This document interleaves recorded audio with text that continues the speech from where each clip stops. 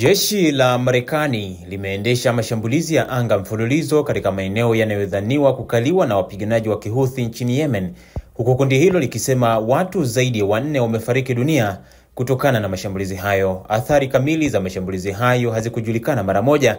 Hata hivyo, mashambulizi hayo ni mwendelezo wa mashambulizi makali ya Marekani dhidi ya Wahouthi baada ya jeshi hilo kuendesha mashambulizi mfululizo siku ya Ijumaa. Katika mashambulizi ya Ijumaa, Wahouthi walidai kuwa mbali na kuharibu miundombinu ikiwemo makazi, mashambulizi hayo ya jeshi la Marekani yalisababisha vifo vya watu zaidi ya 2. Mashambulizi hayo katika maeneo ya Sanaa, ambao ni mji mkuu wa Yemen ambao umekuwa mikononi mwa Wahouthi tangu mwaka 2014, yamekuwa yakifanyika hususan nyakati za usiku. Shambulizi lingine lilipiga jimbo la Haja na kujeruhi watu 12. Kituo chao cha televisheni cha Al-Masirah kilionyesha picha za vipande vya kioo vilivyovunjika vikiwa vimetapakaa ndani ya nyumba mjini Sanaa baada ya mlipuko mkubwa wa mabomu, lakini hakikuonyesha malengo ya mashambulizi hayo, jambo liloashiria kuwa maeneo yaliyolengwa huenda yalikuwa na umuhimu wa kijeshi ama kijasusi. Wahouthi wamesema mashambulizi hayo huko Sanaa yaliua mtu mmoja na kujeruhi wengine kadhaa.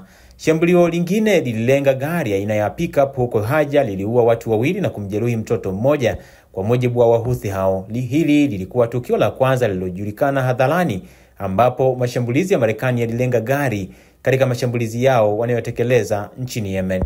Uchambuzi wa shirika la habari la Associated Press umegundua kuwa operesheni mpya ya Marekani dhidi ya Wahouthi chini ya Rais Donald Trump inaonekana kuwa kubwa zaidi kuliko zile za rais wa zamani Joe Biden, kwani Marekani ya sasa inashambulia si tu vituo vya kurushia makombora bali pia viongozi wa ngazi za juu pamoja na kuangusha mabomu maeneo ya mijini. Kampeni hii mpya ya mashambulizi ya anga ambayo waasi wa Kihouthi sasa wanasema imeua watu wasiopungua 61 ilianza baada ya waasi hao kutishia kuanza kulenga meli za Israeli tena kwa sababu ya Israeli kuzuia misaada ya kibinadamu kuingia ukanda wa Gaza. Hapo awali waasi hao hawakuwa na ufafanuzi madhubuti wa nini kinachojumuisha meli za Israeli, jambo ambalo linaweza kumaanisha kuwa meli zingine pia zingeweza kushambuliwa.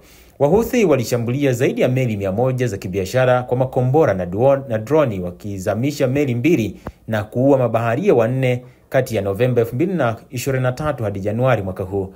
Pia walizindua mashambulizi mapya dhidi ya meli za kivita za Marekani, ingawa hakuna hata moja iliyogongwa na makombora hayo hadi sasa.